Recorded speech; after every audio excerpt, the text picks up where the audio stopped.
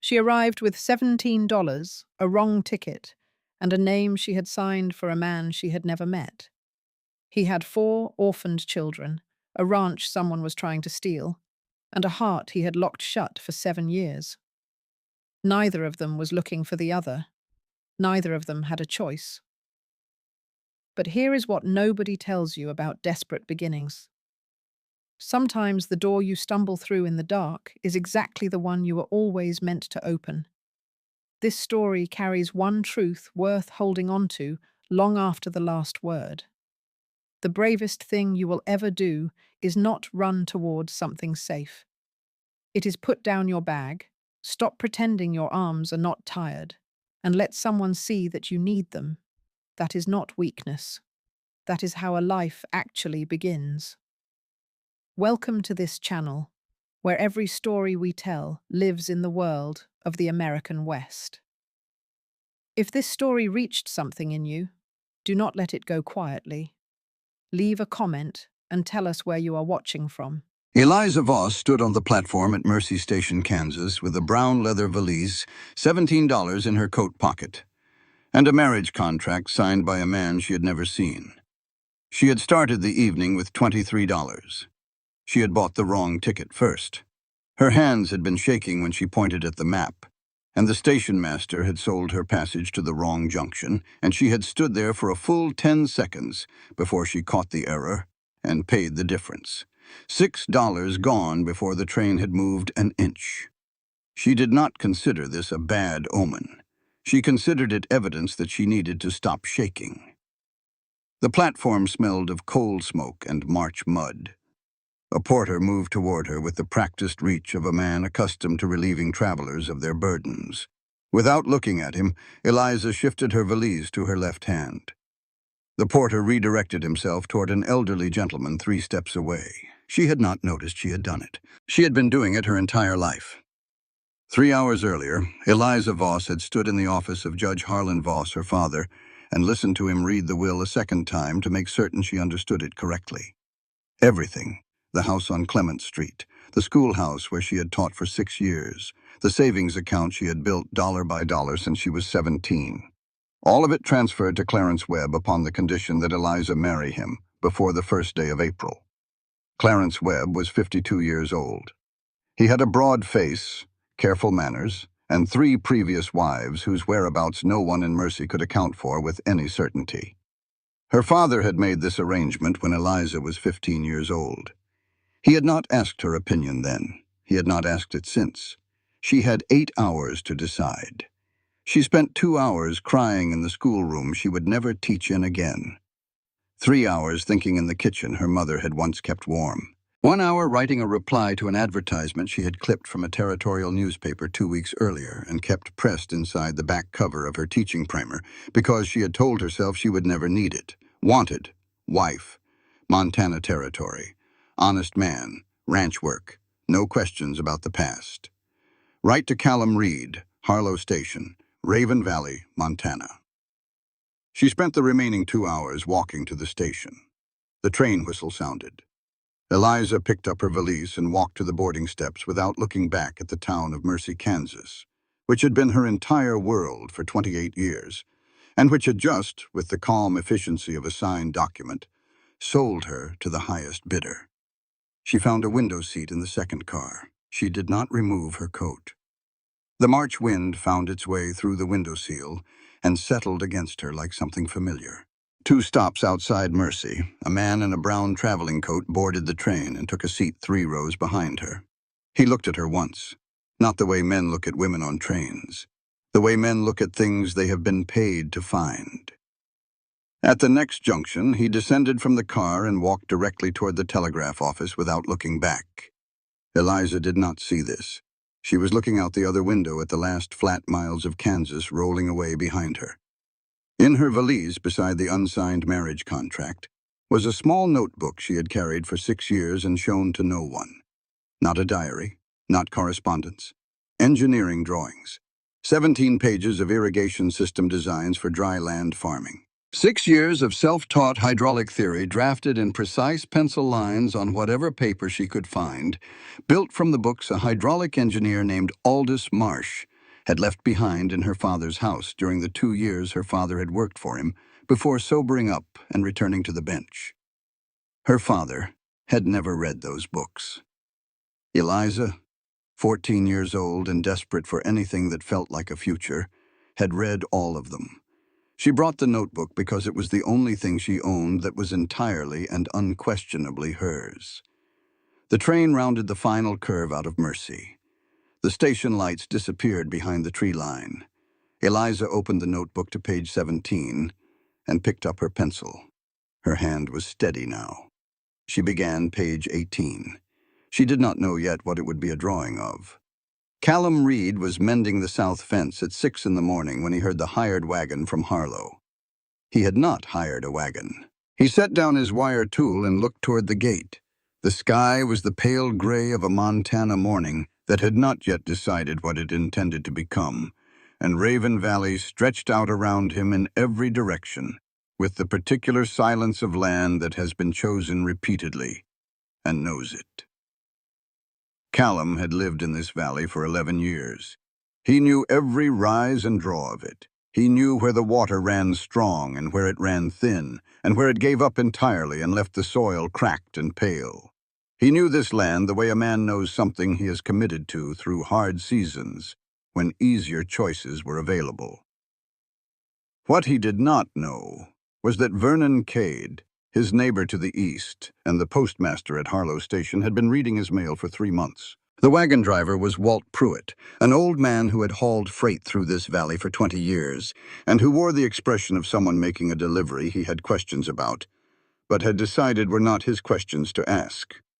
Walt pulled the wagon to a stop at the gate and looked down at Callum. "Woman says she's your wife," Walt said. Callum looked at the woman stepping down from the wagon. Brown leather valise, dark hair undone by 2 days of travel wind, a dress with dried mud along the hem from the Harlow station yard. She was standing on his land with the posture of a person working very hard to look as though they knew exactly where they were and exactly what they were doing. Her left hand held the valise. She put it down. Not carefully, not with deliberation. She put it down because her arms were tired and she was done pretending they were not. It landed in the mud beside her boots and she did not reach for it again. "I am Eliza Voss," she said.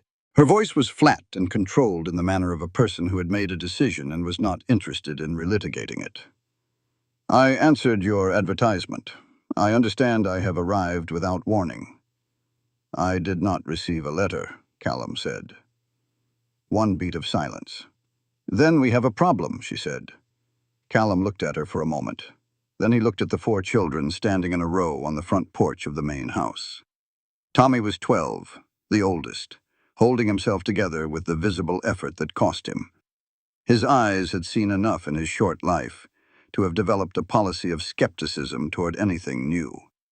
Jesse was 9, arms already crossed over his chest, a wall in the shape of a boy. He had loved people who left. He had decided not to make that mistake again.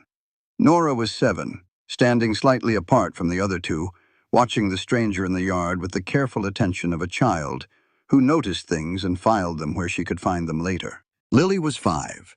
She was looking at the woman in the yard the way very small children sometimes look at things they have decided they want before any adult has had a chance to form an opinion. Callum could put the woman back on the wagon when Walt Pruitt left. That was the sensible thing to do. She had arrived unannounced, without a confirmed arrangement, with a name he had no context for.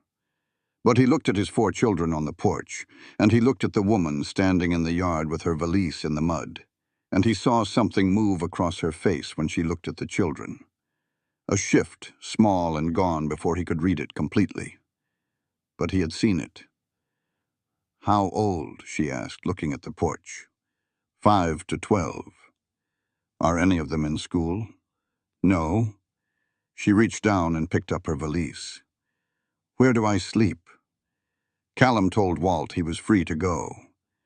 Walt went with the air of a man relieved to have completed a transaction he had not fully understood. Callum showed Eliza inside.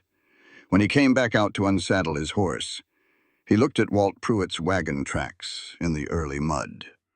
Beside them, pressed deep and then departing, were the tracks of a second horse. A horse that had come from the direction of Harlow stood at the tree line long enough to leave clear prints and then turned back toward town. Someone had known she was arriving. Someone who had not wanted Callum to know. Callum looked at those tracks for a long time in the early morning quiet. Then he unsaddled his horse and went to make breakfast for 5 people instead of 1. Callum Reed was 38 years old. The scar along his left jaw came from a green horse 15 years ago, the same week he had decided to stay in Montana instead of following his father south to Texas. He was quiet not because he was cold, but because he had learned over time that words used carelessly cost more than they returned. He finished what he started. He did not drop things in the middle to appear attentive. He completed them and then he came. He had placed the advertisement 4 months ago not because he was lonely. He had placed it because 4 children were living in his spare room and none of them were in school, and he could not teach them himself and also run a ranch that was already short on labor. He needed a practical wife for a practical arrangement. He had been clear with himself about this from the beginning. He was not looking for love. He had loved someone once. She was buried in the east pasture under a wooden marker he recarved every spring because the Montana winters ate the letters. He had placed the advertisement for a practical arrangement because a practical arrangement had a contract, and a contract had limits, and limits meant no one got close enough to be hurt when things went wrong. This was what he told himself. He had never examined whether it was true. What was also true, and what he had not told himself clearly enough to examine either, was this. When things became too much for him, Callum Reed left. Not cruelly, not with anger, he simply went. He took his horse and rode toward the far fence, and sometimes he did not return until the day had largely spent itself. The children had given this a name among themselves. He went to the far fence. They had learned to wait. He had learned it from his father, who had learned it from his. He knew it left people in uncertainty. He did it anyway because it was the only thing that had ever worked for managing what happened inside him, when the weight got past what he could hold standing still. This flaw would matter later. That first morning, Callum fried eggs and set the table for 5. Eliza Voss came out of the spare room dressed in fresh clothes with her dark hair pinned back and sat at the table across from Lily, who stared at her with the open, cataloging attention of a 5-year-old conducting a thorough assessment. "You have mud on your boots still," Lily said. "I do," Eliza agreed. "There is a brush by the door," Lily said. "I will use it after breakfast," Eliza said. "Thank you." Lily appeared satisfied with this. She went back to her eggs. Tommy watched from the end of the table. Jessie watched from the doorway, standing just outside it, technically not at the table at all. Nora sat beside Tommy and said nothing, and saw everything. Callum set down the coffee pot and looked at his 4 children, and at the woman who had arrived from Kansas without warning. And he thought that whatever this was, it had already moved past the point where putting her back on the wagon made any sense. He sat down. He poured 2 cups of coffee. He set one on her side of the table without comment. She looked at the cup. Something moved briefly across her face. She picked it up. Outside, the Montana morning was deciding to be clear. The valley light came through the kitchen window and fell across the table in a long rectangle, and for a moment, everything in it was visible and specific and real. That evening, after the children were in bed, Callum set 2 pieces of paper on the kitchen table. He did not look directly at Eliza when he did it. "I need someone to teach the children," he said. "Cook, keep the house. Nothing beyond that is required of you." Eliza looked at the papers. Then she looked at him. "You need someone to sign a legal document that protects your land claim," she said. It was not a question. Callum went still. "How do you know that?" "Because that is the only reason a man places a wife advertisement instead of a help-wanted notice." She turned the first page and read it. "Who wants your ranch?"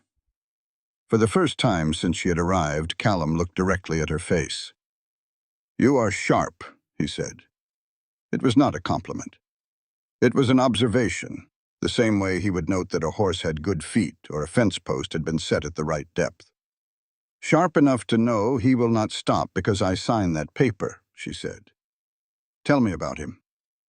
So Callum told her about Vernon Cade, neighbor to the east, postmaster at Harlow, a man with a pleasant face and the patience of someone who had calculated that he only needed to wait long enough.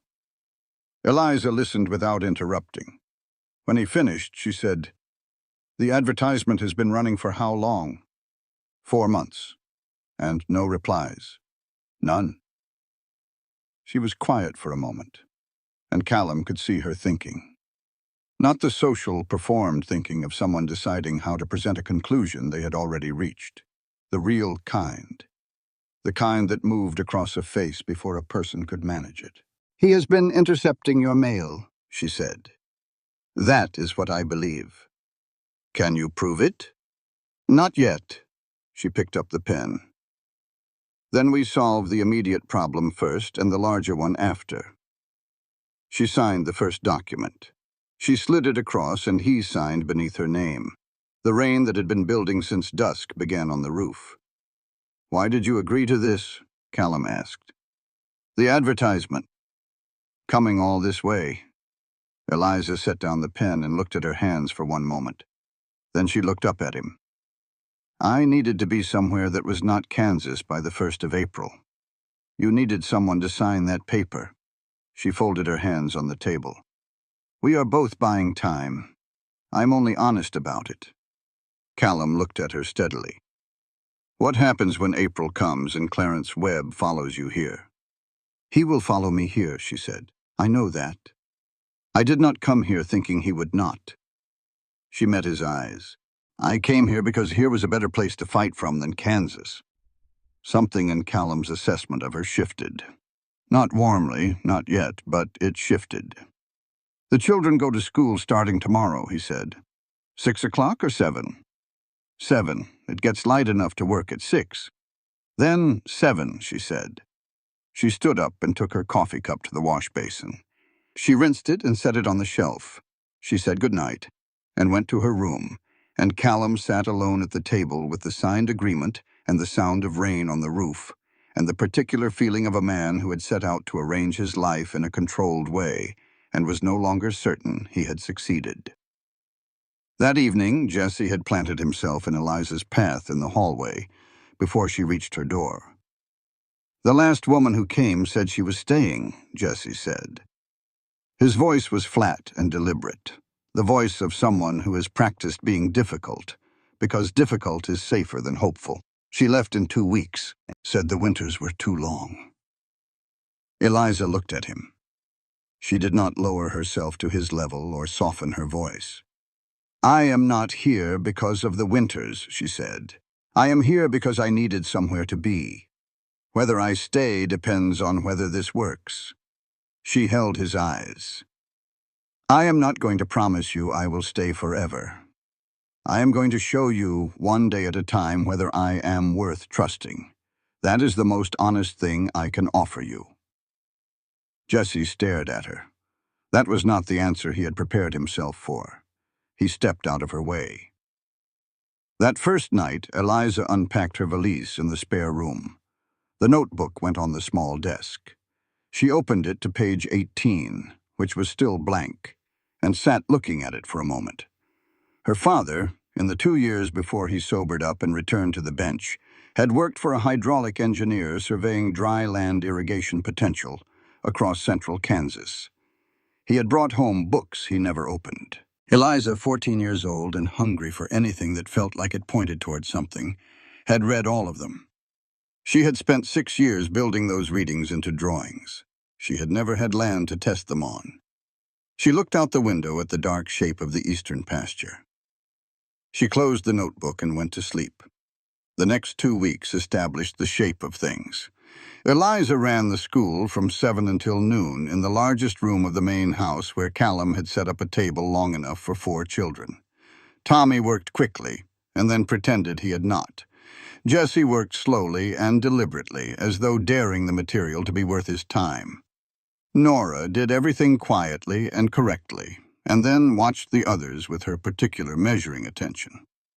Lily drew horses on the margins of her arithmetic pages and got most of the problems right anyway. Callum watched from a distance, not suspiciously. The way a man watches something, he's deciding how to categorize. What he saw was a woman who did not perform patience. She had it. She corrected Tommy without making him feel managed. She gave Jesse harder problems when he finished the assigned ones without making it feel like punishment. She answered Nora's quiet questions as though they were worth the full attention of a serious person. She let Lily draw horses on the margins. On the fifth morning, Callum was preparing the horses' feed when Eliza appeared in the barn doorway. She was doing it differently than he did. "That is too much grain for a working horse in cold weather," Callum said. "This ratio is standard for horses in sustained cold weather labor," Eliza said. "Standard according to who?" "According to Marsh's Manual of Western Livestock Management, 1879 edition. According to a book." Callum took the scoop. "This is Buck. He has a bad stomach. Standard does not apply to Buck." A pause. "You could have mentioned the bad stomach," Eliza said. "You could have asked about the horse before you fed it." They looked at each other, neither one entirely wrong, neither one entirely right. "What does Buck need?" Eliza asked. Callum told her. She adjusted accordingly. They worked in silence for 10 minutes. It was a different silence than before. The silence of two people who had had a small, fair argument and come out the other side with slightly more respect for each other than they had carried in. At dusk 2 days later, Eliza came into the barn to return a tool she had borrowed for a fence repair on the east side. She stopped in the doorway. Callum was alone working on a length of harness, and he was singing under his breath, low and unpolished. An old hymn, slightly off-key, entirely without self-consciousness, the singing of a man who believed with complete certainty that no one was present. He heard her. He stopped. She said nothing. She hung the tool on its hook. "I did not know you were there," he said. "I know," she said, and left. She did not mention it again. But she did not forget it either. The man who sang off-key hymns alone in the barn at dusk was a different man than the one who signed contracts at the kitchen table. She filed this away where she kept the things that mattered. On day 14, a letter arrived from Kansas. It was not from Clarence Webb.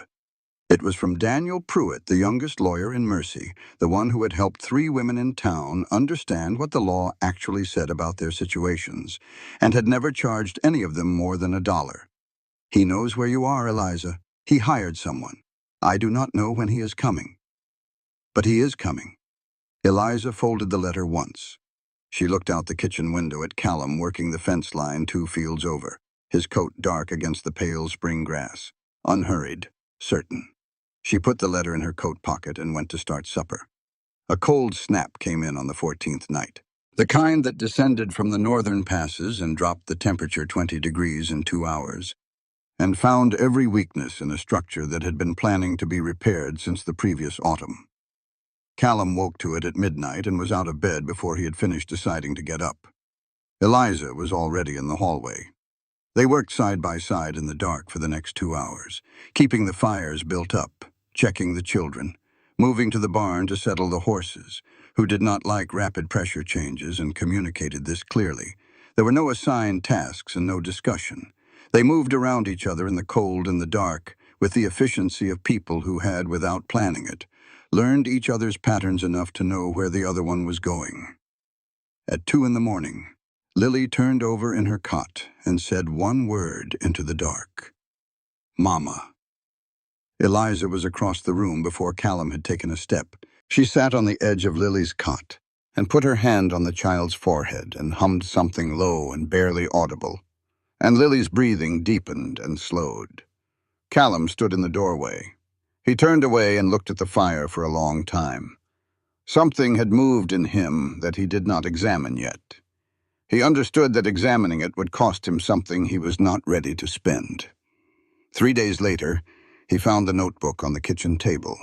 Eliza had left it open when Lily called her outside to see a hawk that had landed on the fence post.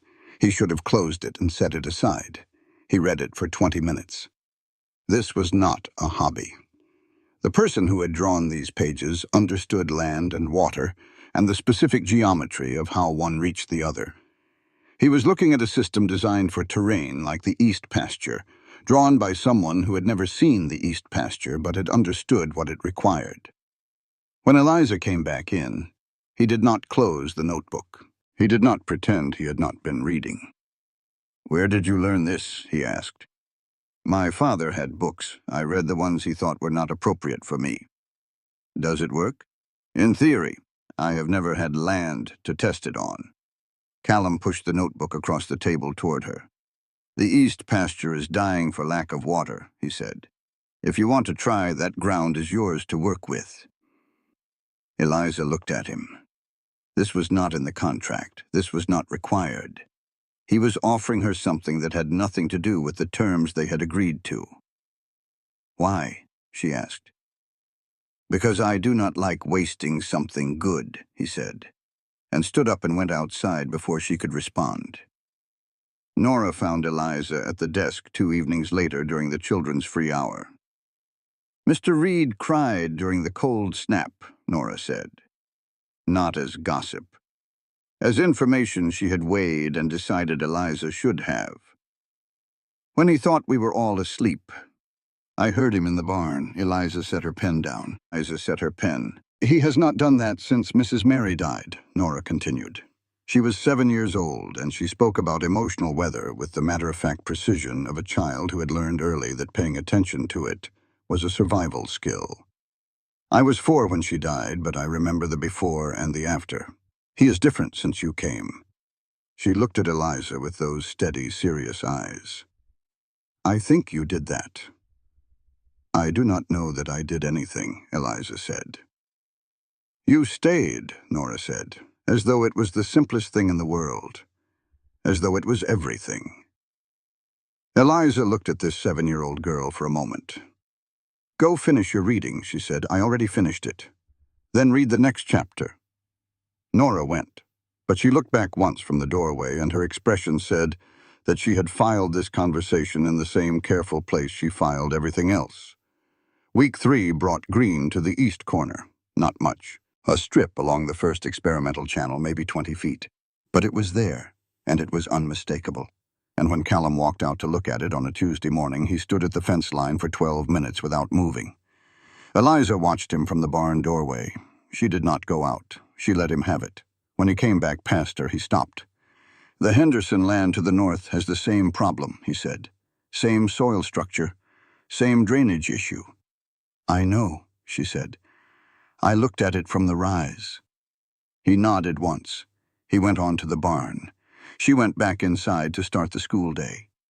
Vernon Cade arrived on a Wednesday morning in the 3rd week with a bottle of good whiskey, and the stated purpose of welcoming them. 46 years old, broad through the shoulders, with a face that the world had generally found agreeable, and eyes that were always doing something more complicated than their expression suggested. He owned the largest spread on the eastern side of the valley and had been the postmaster at Harlow Station for 9 years. He knew everyone's business. He made sure everyone knew he knew it, but gently, so that it felt like community rather than surveillance. He shook Callum's hand on the porch. He looked at Eliza the way an appraiser looks at a piece of property he has questions about. "All the way from Kansas," he said to Callum, but with his eyes on her. "That is a long way to come." "People have their reasons," Eliza said before Callum could respond. Cade smiled. "Of course they do." After he left, Eliza stood at the window and watched his horse until it cleared the tree line and disappeared. "How dangerous is he?" she asked. "He is patient," Callum said. "That is worse than dangerous." That evening, Walt Pruitt arrived on foot at the back door. He had the look of a man who had been deciding something for several days and had finally resolved the question. He sat at the kitchen table and turned his hat in his hands and told Callum about the letters. Not 1, not 2. 12 letters intercepted over 3 months. Walt had seen Cade sorting the incoming mail at the post office on a Wednesday when Walt had come in early for a package. He had seen Cade pull several envelopes and set them aside, separate from the rest. He had seen the name on the envelopes. He had not known what to do with what he knew because Cade was the postmaster and Walt was a freight hauler, and the distance between those two positions was not a comfortable one to cross. "How many women wrote back?" Callum asked. His voice was very quiet. 12 envelopes, Walt said. "I counted 12. Callum sat with this information. His jaw was tight. His hands were flat on the table. He did not say what he was thinking. He stood up and went outside. Eliza looked at Walt. Walt looked at his hat. "He does that," Walt said. "Goes to think. Always comes back." The next morning, the second coffee cup was still on the table. The following afternoon, Eliza was teaching long division when she heard horses at the gate. She knew before she turned. Clarence Webb stepped down from a hired coach in a wool suit that cost more than a month of ranch wages. He had a lawyer with him, a man named Hartwell from a Dodge City firm, and he moved through the ranch gate with the easy assumption of a man who considered every space he entered to already belong to him in some fundamental sense. He did not address Eliza. He spoke to Callum. "Miss Voss is promised to me under the terms of the late Judge Voss's estate," Clarence said. He had a careful voice, the kind built for courtrooms and dining rooms in equal measure. "I have documentation from the probate court of Ford County, Kansas. This marriage is a legal fiction. I am giving you the opportunity to acknowledge that voluntarily before this proceeds further." He extended an envelope. Callum did not take it. He looked at Eliza. Eliza was standing with her hands at her sides. Her face was exactly as composed as it always was. Her right hand, the one Clarence could not see from where he stood, had closed into a fist. Callum looked back at Clarence. His voice did not change from the tone he used for practical statements. "You are on my land," he said. "You have two choices. Leave now, or I help you leave." Clarence looked at Callum, who was a head taller than him and standing with the particular stillness of a man who has made a decision and is waiting for the other party to catch up. "I will return," Clarence said, "with a territorial court order." He got back into the coach. After the coach had cleared the gate and the sound of it had faded, Callum looked at the document Hartwell had dropped in his haste to follow his client. Standard legal correspondence except for the letterhead at the top. Not a Kansas firm, a Dodge City firm. Vernon Cade had a brother who practiced law in Dodge City. Callum held the paper for a moment. Then he went to find Walt Pruitt. That evening he sat across from Eliza at the kitchen table with 2 glasses of whiskey between them and told her what he had confirmed. Cade and Clarence Webb had been in correspondence since before Eliza arrived. Cade had found the responses to the advertisement among the letters he had intercepted. He had recognized the situation. A Kansas woman with a legal problem, an eastern Kansas attorney who would pay for useful information. He had made the introduction. Cade wanted the ranch. Clarence wanted Eliza. They had made a trade. Eliza sat with this. "They planned this together," she said. "Before you were on a train," Callum said. "They expected me to be alone when I got here." He looked at her steadily. "They were wrong," he said. He said it simply, as a fact. And it was a fact, Eliza understood. She was not alone here. She was not sure exactly when that had become true, but it had. She told him everything then. Not the rationed version she had been managing. The whole of it, her father, and the will. Clarence and the 3 previous wives no one could account for. 8 hours and $23 on the wrong ticket, and the $6 she could not afford to lose. The advertisement she had kept pressed inside her teaching primer because she had told herself she would never need it. Callum listened to all of it without speaking. When she finished, he said, "You knew when you wrote to me that you had a legal problem following you here." "Yes. You did not put that in the letter." "My lawyer put it in a separate letter." "I did not know if it arrived." She met his eyes. "I was going to tell you when I had a clearer sense of what kind of man you were." A pause. "Have you decided?" he said. "I decided by the end of the first week," she said. Something shifted in his expression. Small. Gone quickly, but she saw it. "We need a better plan than a piece of paper," he said. The next morning, Callum woke before dawn and found Eliza's room empty. He found her an hour later at the law office of Edmund Briggs in Harlow, standing at the reference shelf reading a volume of Montana territorial statutes. Not slowly. The way a person reads when they know what they are looking for. "You know law," he said. "I know Kansas law, and enough of the general principles to find what I need in the Montana Code." She did not look up. "My father was a judge. I spent 10 years sitting in his office reading everything on his shelves that he thought was not appropriate for me." She turned a page. "Mail-order marriages are recognized under territorial law if witnessed, registered, and documented within 30 days. Have we registered?" Callum paused. "No." Eliza looked up. "That is the first problem to fix." Briggs, watching from behind his desk, said nothing. He was paying close attention.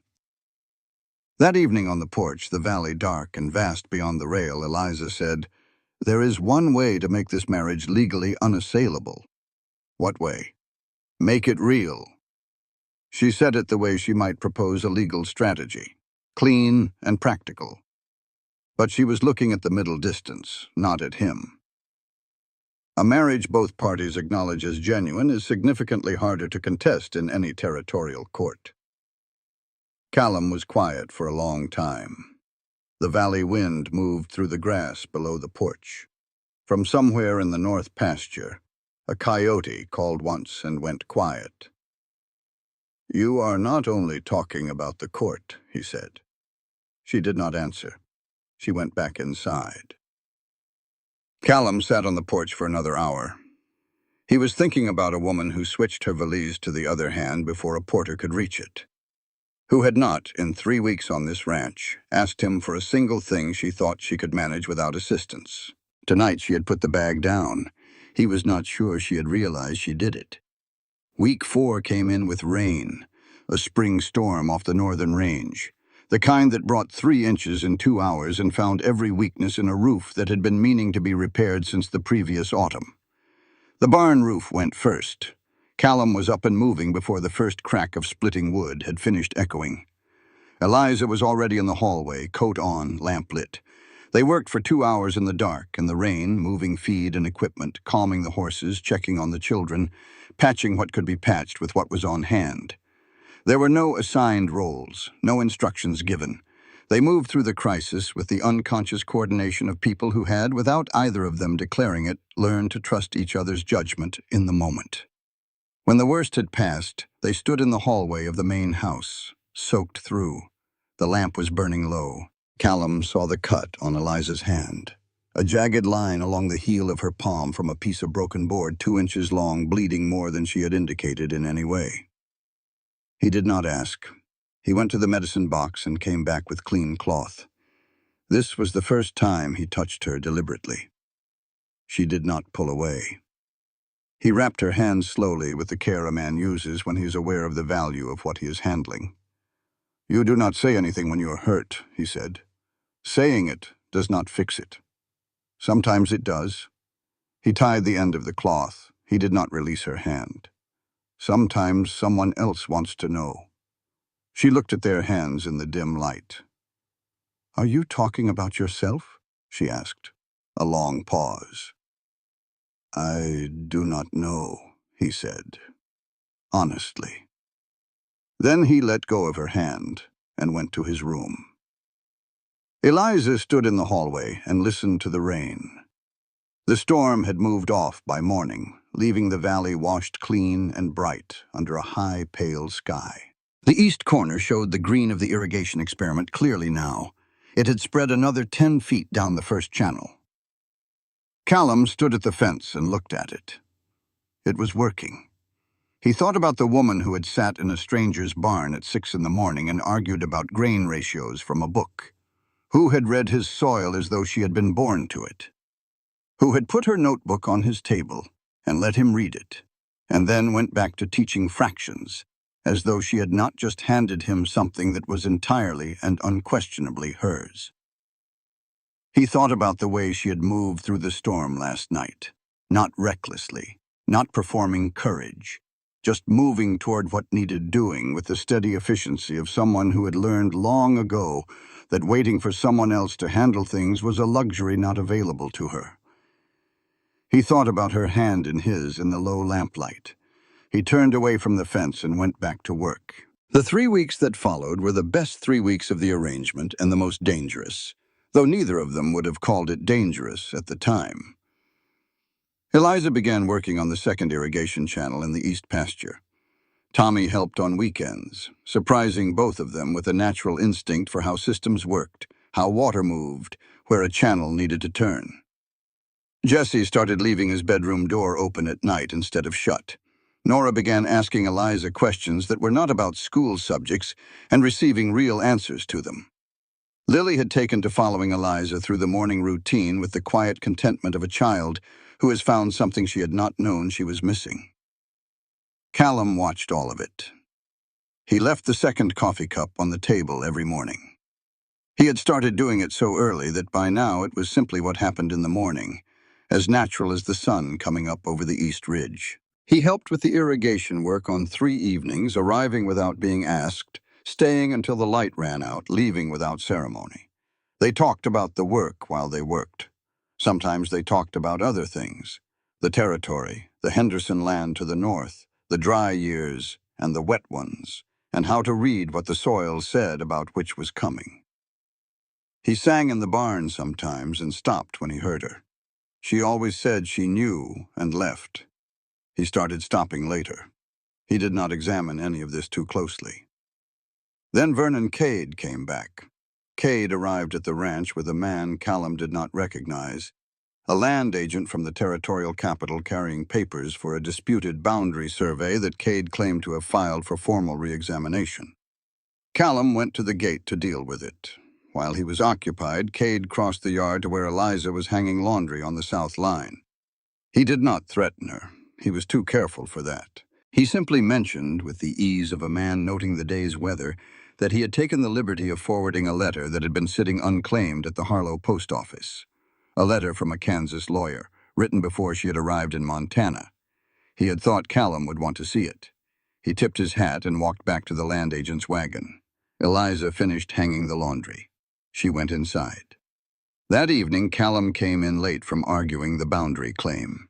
He went to the shelf where Walt Pruitt, in his ongoing effort to make things right, had quietly delivered everything he had managed to preserve from Cade's interference, including one letter he had held back from Cade without fully knowing why, except that something about it had made him feel it was not Cade's to have.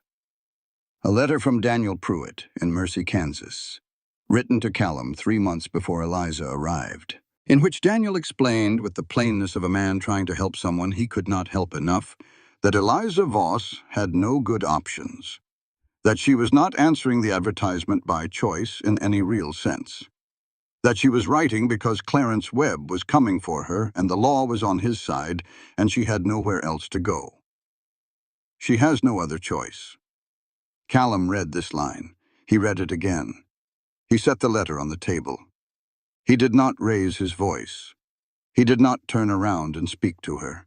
He picked up his hat and his coat, and he went to the barn and he saddled his horse in the early dark, and he rode out north toward the far fence. Eliza stood in the doorway and watched him go. She did not follow him. She had spent enough of her life learning what happened when you followed an angry man into the dark. She lit the lamp. She sat at the table. She opened the statute book to the page she had been marking, and she read it, though she did not retain much of what she read. She put his supper plate on the table and left it there. At midnight, she heard the horse come back to the barn. She heard his boots on the porch steps. The door opened. He stopped when he saw her still at the table. Neither of them spoke. He sat down across from her. He looked at the plate. He looked at the lamp. He looked at her. "You came here because you had no choice," he said. Not an accusation. An attempt to say something he did not have the right words for. "I came here because the advertisement existed, and I needed somewhere to be, she said. Both of those things can be true at the same time. The letter says you had nowhere else to go. I did not. That is true. She looked at him steadily. But I have had choices every morning since I got here, Callum. Every single morning I have had the choice to leave. I have not left. He was quiet. I started to think, he said, and stopped. He started again. I started to think you were here because you wanted to be. I am here because I want to be, she said. That is different from having nowhere else to go. I know you can see the difference. The lamp burned between them. The night outside was very quiet. He looked at her for a long time. Then he picked up the fork. She stayed at the table until he finished eating. They did not speak again, but when he stood to go to bed, he paused at the edge of the lamplight and said without turning around, I know the difference. Then he went to his room. 3 days followed that were the dark kind. Callum worked. He came in for meals. He spoke to the children with the same steady patience he had always had. He left the second coffee cup on the table each morning so automatically that he did not appear to notice he was doing it. He did not speak to Eliza beyond what was necessary. Jessie found Eliza in the schoolroom on the second dark day and said without preamble, Did you do something wrong, or did he? Both of us, Eliza said. Jessie thought about this. He goes to the far fence when things get to be too much, he said. He always comes back. He just needs time to work out what he thinks. He paused. He does not mean to scare people when he does it. He just does not know how to stay in it when the weight gets past a certain point. Eliza looked at this 9-year-old boy. How do you know that? She asked. Because I do the same thing, Jessie said simply. And you did not leave when I did it.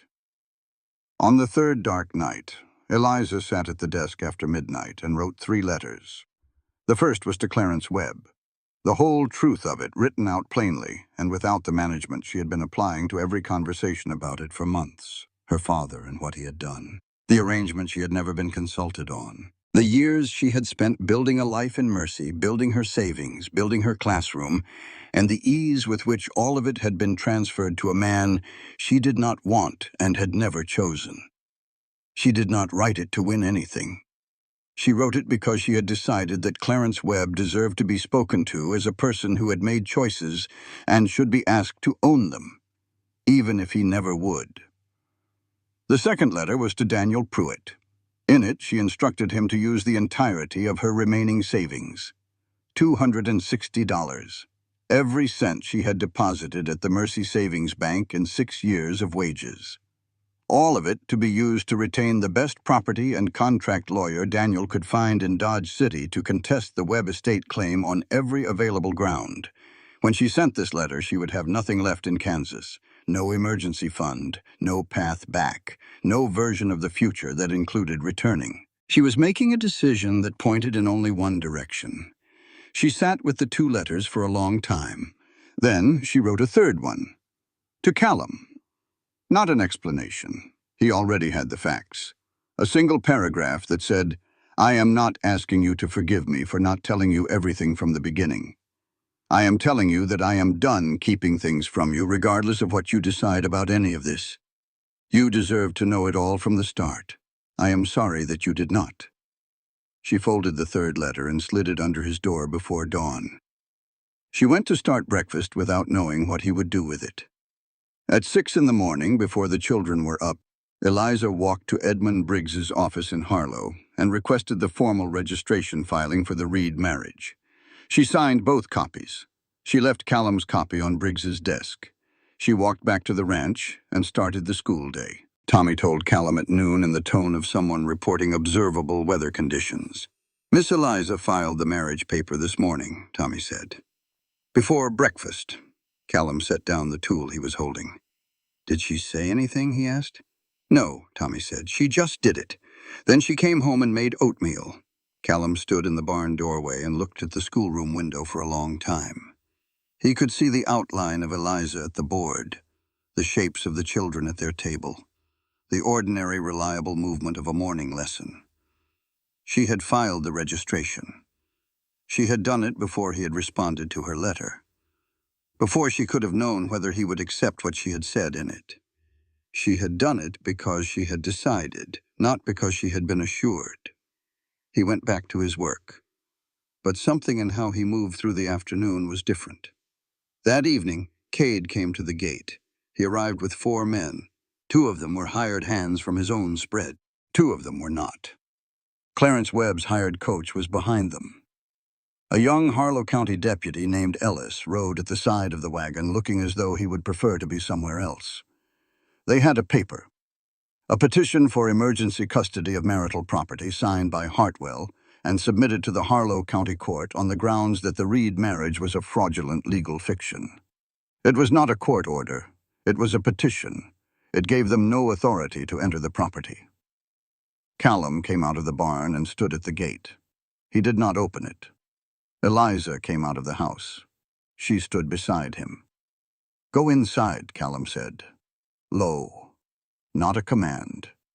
As close to asking as he knew how to come in a moment like this. "No," she said at the same volume. "You do not have to do this alone." He looked at her for 1 second. He nodded. They stood at the gate together, Callum with his rifle at his side, Eliza with the copy of the Montana Territorial Statutes she had been carrying all day because she had known this moment was coming since she woke up that morning. "The petition requires a judge's signature to compel entry," Eliza said loudly enough for Deputy Ellis to hear clearly. "You do not have a signed order. You have a request." Deputy Ellis knows the difference between those 2 things. Ellis shifted in his saddle. He looked at Hartwell. Hartwell looked uncertain. Cade looked at Callum with the expression of a man who has run out of the moves that did not require him to do something he could not take back. They did not enter. They left. Tommy and Jesse had watched from the porch railing. When the last rider disappeared around the tree line, Jesse walked down the porch steps and crossed the yard and stood beside Eliza. He did not say anything. He simply stood there, his arms no longer crossed. Eliza put her hand on his shoulder. That night, when they came inside, Lily ran from the kitchen and wrapped both arms around Eliza's waist with the full force of a 5-year-old who had been holding herself still for hours. "You did not go anywhere," Lily said into her coat. "No," Eliza said. "I did not." She looked up and found Callum watching her from across the room. He had not moved. His expression was the open, undefended one she had only seen on him once before, in the barn at dusk, when he thought no one was there and he was singing. He crossed the room. He took the statute book from her hands and set it on the table. "Thank you," he said, "for staying at the gate." "Thank you," she said, "for not telling me to go inside twice." Something moved across his face, not quite a smile. The place a smile comes from. The morning after the gate confrontation, Callum rode to Harlow to see Edmund Briggs about the boundary claim Cade had filed. Briggs had something else. He had been holding it for 6 months. He had retrieved it from the Harlow County Records Office after Callum's wife died because something about the timeline of the physician's report had sat wrong with him. And Briggs was the kind of man who kept notes about the things that sat wrong. He set the county physician's full report on the desk and stepped out to find coffee he did not need. Callum read it alone. Mary Reed had a congenital heart condition. The physician had recognized it only after she was gone. It was the kind of condition that went undetected in women in 1884 because the medicine of the time was not looking for it in women. She could have died on any cold night in any hard winter, with or without a storm coming in. With or without Callum being 20 miles away on the far range. He sat with this for a long time. He had expected to feel relief. The removal of a weight he had been carrying for 7 years. What he felt was more complicated. The weight did not lift. It changed shape. It changed. He had been carrying guilt for something that was not his fault. But beneath the guilt was something older and harder that the guilt had been sitting on top of. The fear that loving someone meant handing them the ability to destroy you when they left. The guilt had been easier to carry than the fear. It had given him a reason to stay behind the line he had drawn with grief and called it wisdom. A reason that felt like penance, and therefore felt earned. The physician's report took the reason away. He could not use Mary's death as his excuse anymore. He would have to decide, without the excuse, what he actually wanted. He folded the report. He thanked Briggs. He rode back to the ranch in the last of the afternoon light. The schoolroom window was lit. He could see Eliza at the board, Nora and Tommy still at their desks. Lily was asleep on the bench along the wall, a coat folded under her head. He could hear Eliza's voice through the open window, low and unhurried, the voice she used when she found something genuinely worth explaining. She was talking about rivers, how they changed course over time, how water found the path of least resistance, how landscape was not fixed, but was always slowly becoming something else. Jesse was sitting on the porch step, not technically in the classroom, but close enough to hear. He had his arms around his knees. He did not look like a boy maintaining a defensive distance. He looked like a boy listening. Callum stood in the yard in the last of the light. He had been afraid of losing another person he loved since Mary died. He had arranged his life to prevent it. Contract, limits, distance. He was already there. He had been there for weeks. He had been there since a woman with mud on her boots had put down her valise in his yard and asked how old his children were. He had been there since she argued about grain ratios and read irrigation theory in his kitchen and slid a letter under his door before dawn without knowing what he would do with it. The question had never been whether this would happen. The question was whether he would choose it or let it happen to him. He walked to the porch. He sat down beside Jesse on the step. Jesse looked at him. He did not say anything. "She is good at this," Callum said. Jesse was quiet for a moment. "Yeah," he said. They sat there together until the lesson ended and the lamp in the schoolroom went warm. That night, after the children were in bed, Callum sat across from Eliza at the kitchen table and put the physician's report between them. He told her what it said. Then he told her what he had been carrying that it had been sitting on top of. Not the version he would have given Walt Pruitt or Briggs. The true version. 7 years of believing that the people who stood close to him paid a price for it. 7 years of a line he had drawn with grief and called it protecting other people, when really it had been protecting himself. He told her about the advertisement, about wanting a contract because contracts had limits, and limits meant no one got close enough to be hurt. Eliza listened to all of it without speaking. When he finished, the kitchen was quiet. "I read Daniel's letter," she said. The line about having no other choice. She met his eyes steadily. "He was right when he wrote it. He was wrong by the time I got here." "How?" "Because I walked into your barn on the 3rd day and argued with you about feed rations for a horse I had never met," she said. "Because I put my drawings on this table and you looked at them like they were worth looking at. Because I filed that registration yesterday morning before I knew what you were going to decide." She paused. "No one made me do any of those things. There was no version of my plan that required any of them. I did them because I wanted to." He looked at her. "I do not know how to do this without being afraid of it," he said. "Neither do I," she said. "I have been practicing not needing anyone for 15 years. I am not good at this either." A pause. "So we are both bad at it," he said. "Equally bad," she said, "from different directions." The thing that was not quite a smile moved across his face. "That seems fair," he said. He reached across the table. She did not move her hand away.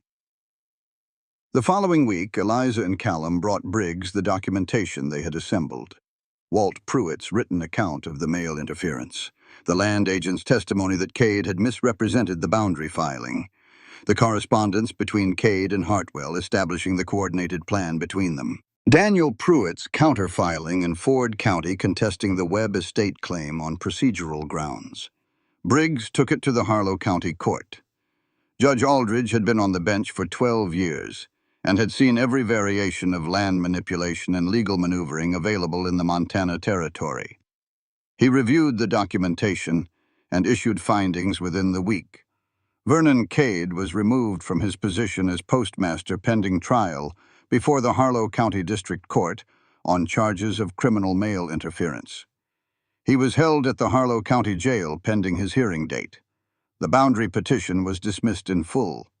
Clarence Webb presented with Daniel Pruitt's counter-filing and the real prospect of a contested probate proceeding in a Kansas court where his history with 3 previous wives would be examined in detail, withdrew his petition. Daniel Pruitt sent a single line. He decided his reputation in mercy was worth more than the fight. You are free. You are... Eliza read this on a Tuesday morning in April, alone at the kitchen table. She sat with it for a long time. Then she opened her notebook to page 18, the page that had been blank since Kansas, and picked up her pencil. That evening, Eliza walked out to check the east fence irrigation channel in the last light. The ground along it was green for 30 feet now, a definite stripe of color against the pale spring soil. Callum came out and stood beside her. They looked at the ground together, the ground that had been dry when she arrived. That was green now in the tentative particular way of land that is beginning to trust that water will come. "It is working," he said. "It is working," she agreed. He turned toward her. She turned toward him. He kissed her the way he did everything, without announcement, without performance, with the certainty of a man who has made a decision and intends to stand by it. When they stopped, she looked up at him and laughed. Not the careful, managed kind she had used for most of her life, the real kind, the kind that had been waiting. "What?" he said. "Nothing," she said. "I just..." She stopped. "Nothing." She was laughing because she had put down her bag. She was laughing because she had not switched it to the other hand before he could reach it. She did not explain this to him. He would understand it, eventually.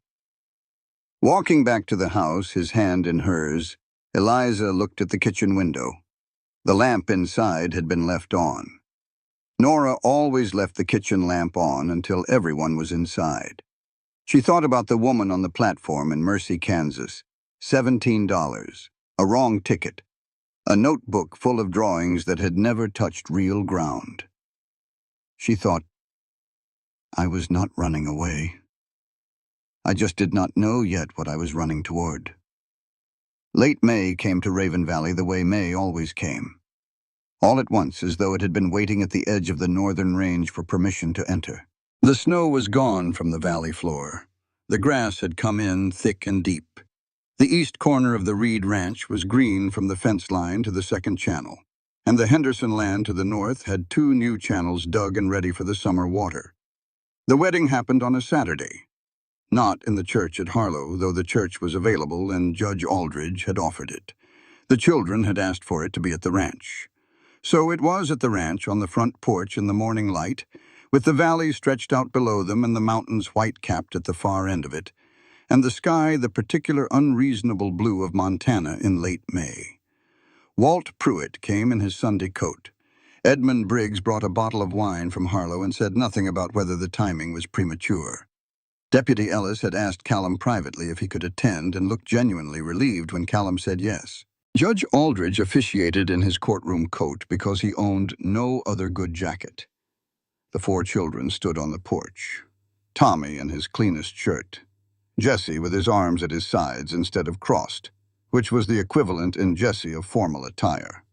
Nora held a bunch of wildflowers she had picked herself from the east pasture that morning, where things grew along the irrigation channels now.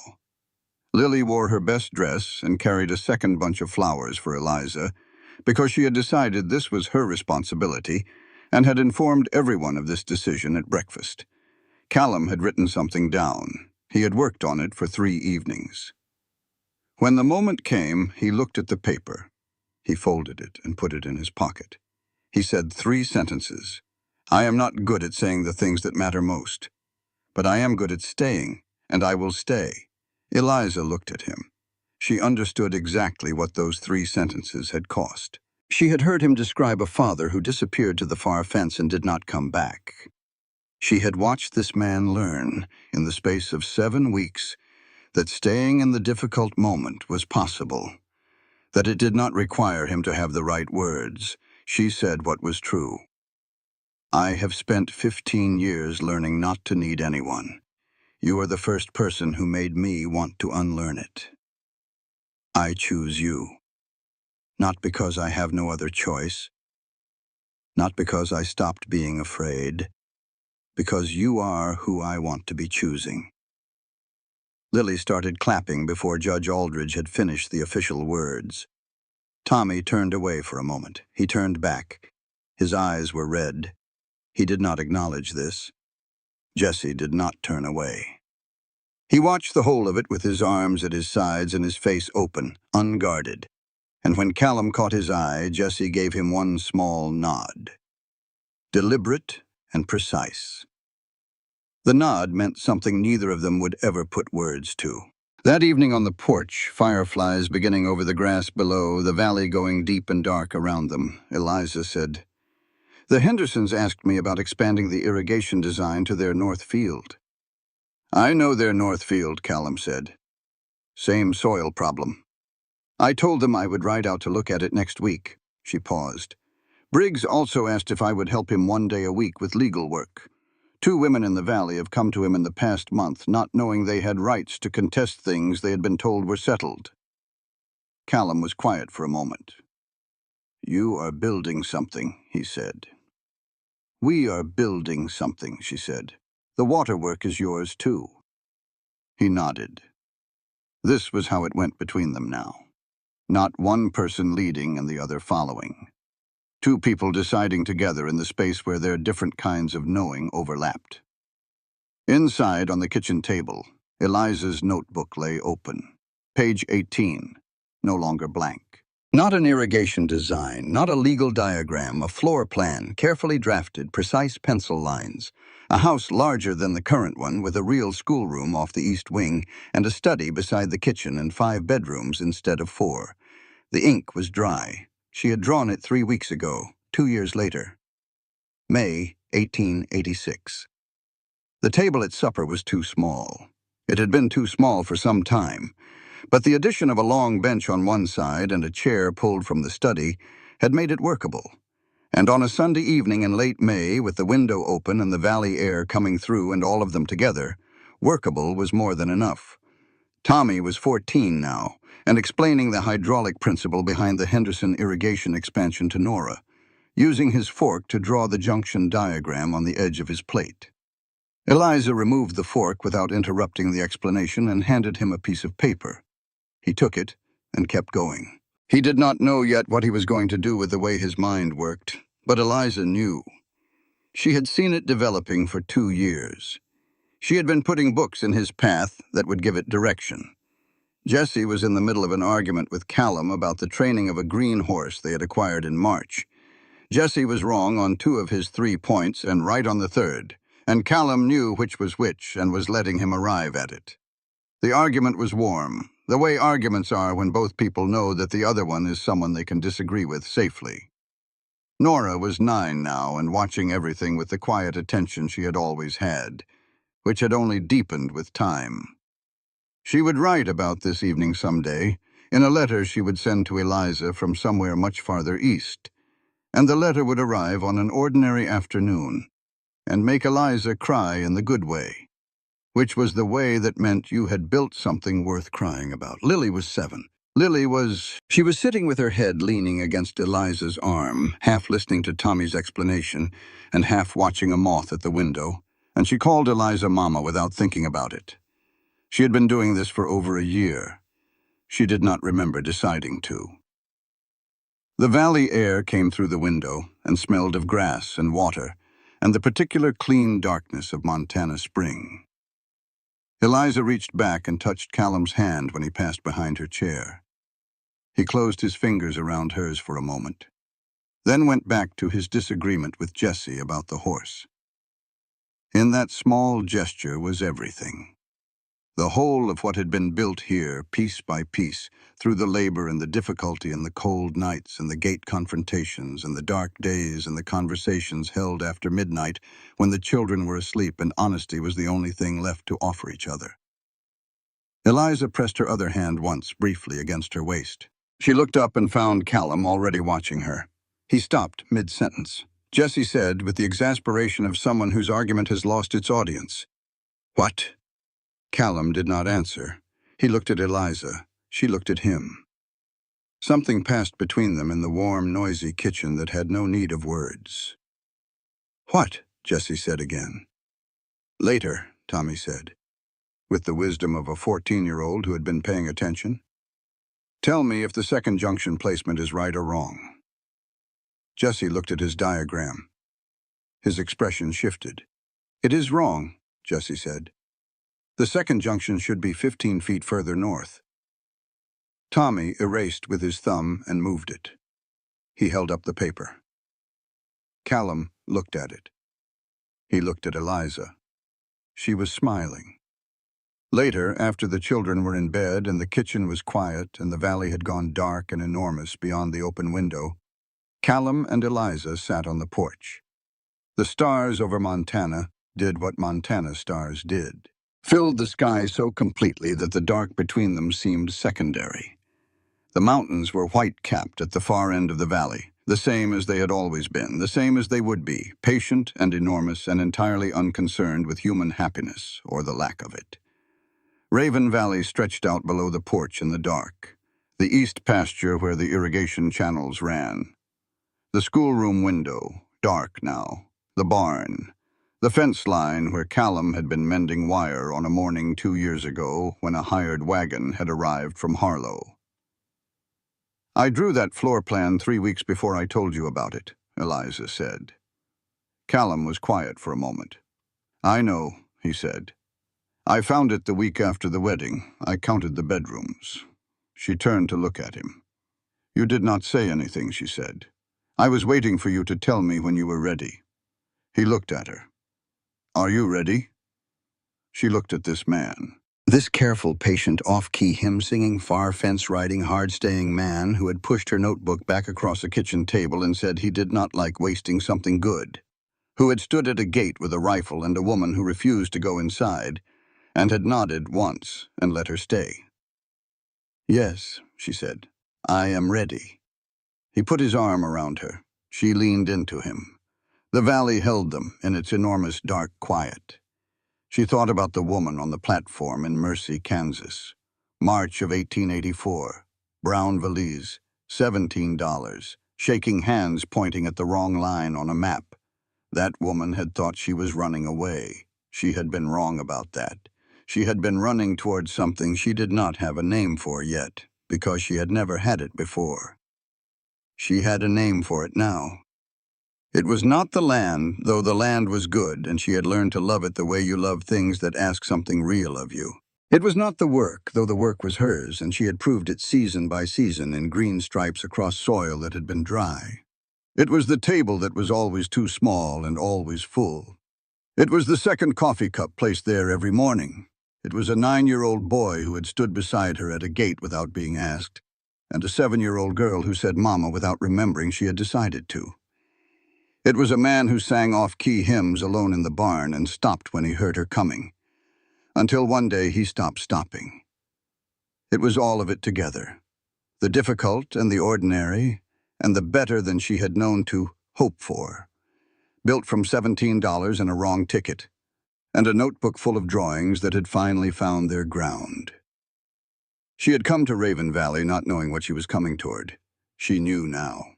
She was already home. She had been home since the moment she put down her valise in the mud, and a man with a scar on his jaw had looked at 4 children on a porch and asked her, in the most practical voice she had ever heard, where she slept. The stars were unreasonable in their number. The valley was quiet. Callum's arm was solid and warm around her shoulders. Inside, the kitchen lamp Nora had left burning cast a long rectangle of gold through the window onto the porch floor. Everyone was in. The light stayed on anyway. This content was carefully researched, developed, and manually edited by our team to deliver meaningful stories with valuable life lessons. Every narrative is crafted to entertain, inspire, and empower our audience. We believe that great stories can change lives, and we are committed to bringing you content that matters. Thank you for being part of our community.